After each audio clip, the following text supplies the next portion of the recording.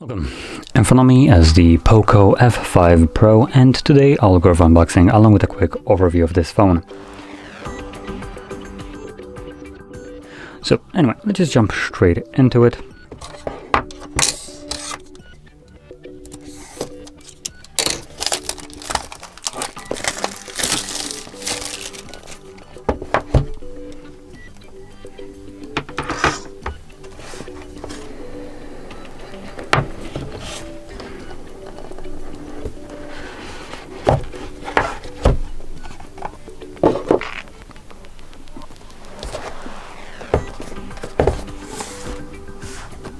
There we go. Now inside we will obviously have our case. This is kind of standard from Xiaomi.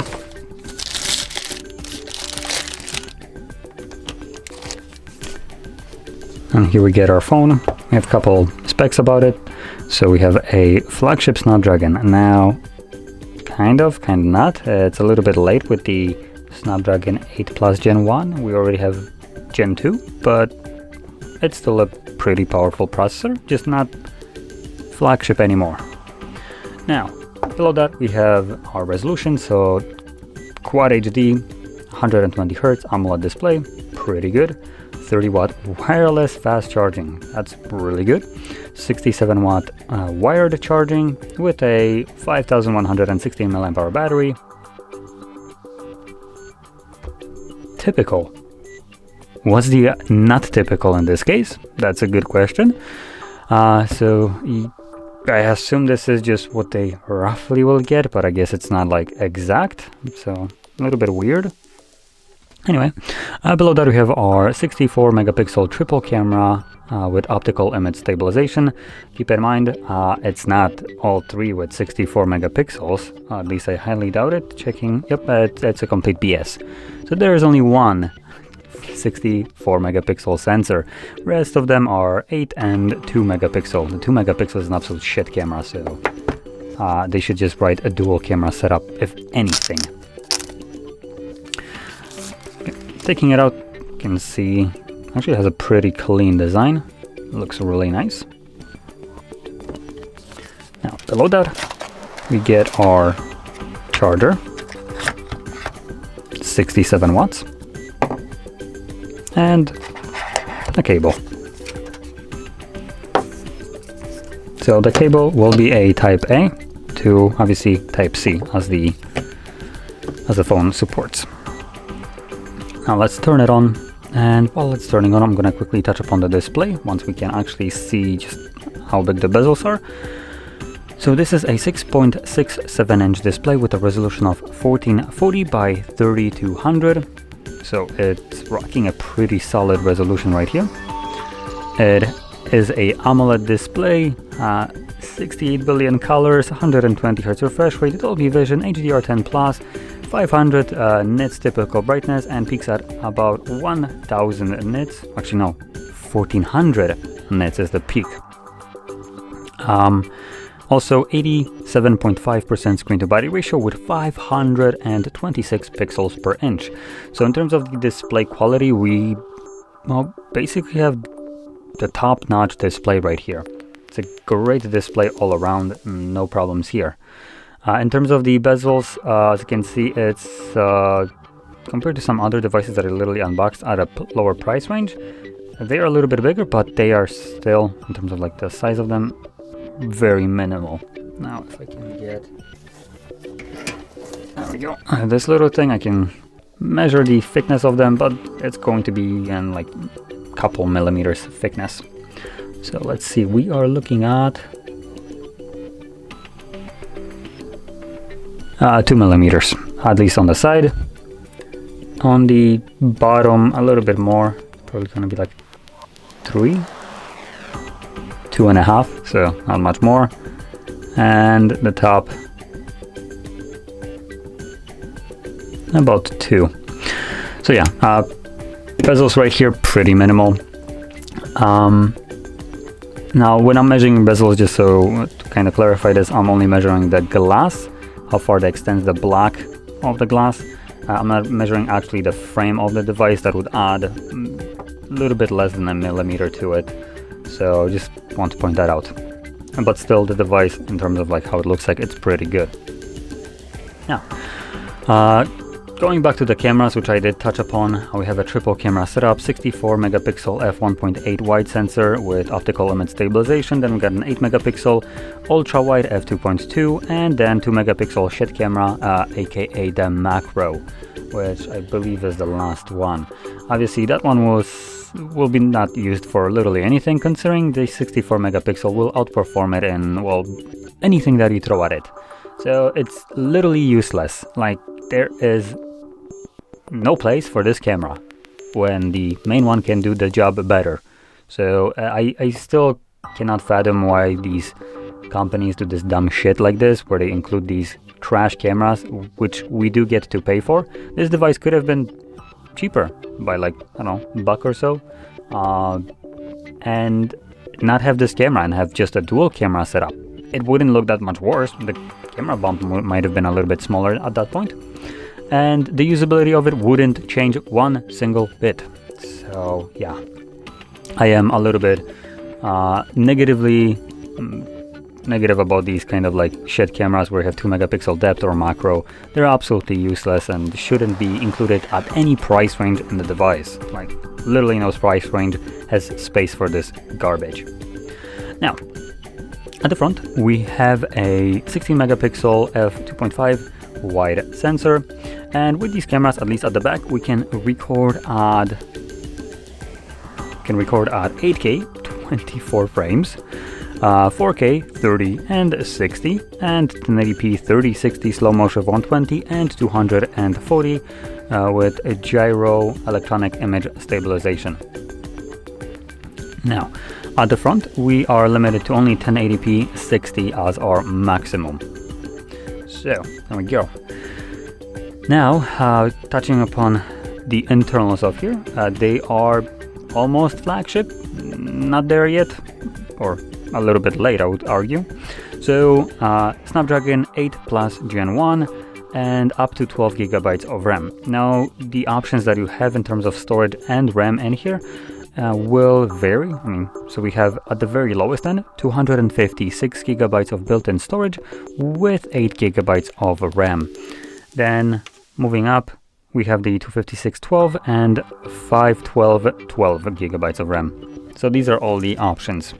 All of them will have UFS 3.1 storage type, so it is a really fast storage. Again, not flagship. I think the 4.0 is the newest one and the fastest, so we are again a little bit behind, but still, nonetheless, this is a outstanding storage, which was previous gen flagship. One thing to also keep in mind, we don't have expandable storage in here, so if you need more than 256 gigabytes of storage, you will be forced to go for the 512 without the SD card. So you basically need to splurge a little bit more right away on this device, which also will come out to be more than the cheapest version, just because along with the increased storage, you will also be getting the 12 gigabytes of RAM, which arguably might not be as important to majority of the people. 8 gigs is already plenty enough for a phone. 12 is just an overkill and a bragging right, I would argue, while the actual storage is not. So a lot of people might need more than 256 gigabytes of storage, and yeah, while upgrading storage, you are also forced to upgrade the RAM. So that's a little bit unfortunate. Now, continuing on in terms of Android right here, we have the newest one. I assume, if I can actually find the info, yep, Android 13 and MIUI 14 for the POCO. And yeah, that's basically it.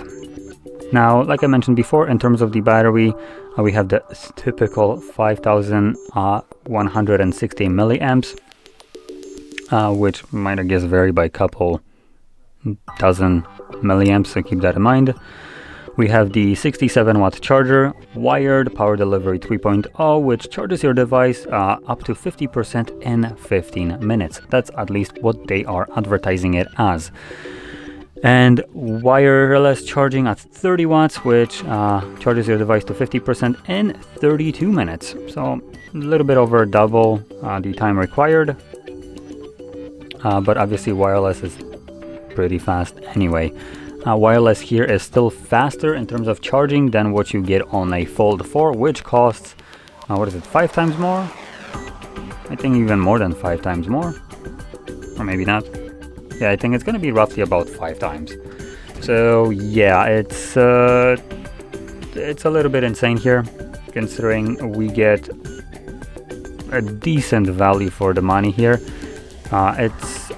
This device comes at about 410 euros, so I think it might be a little bit more. Let me actually check it out right away. So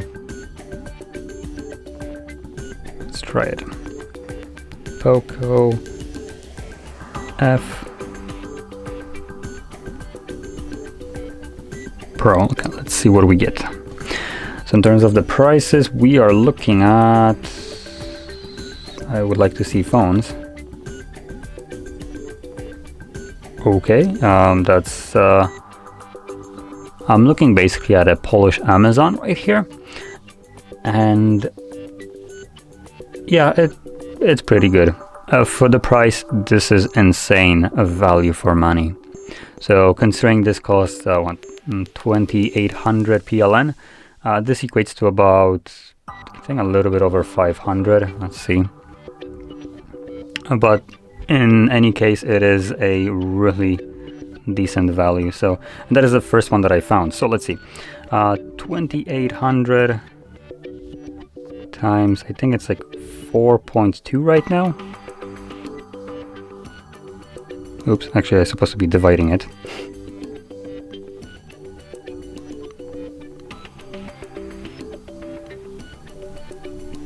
Okay, so it comes at about $666 dollars.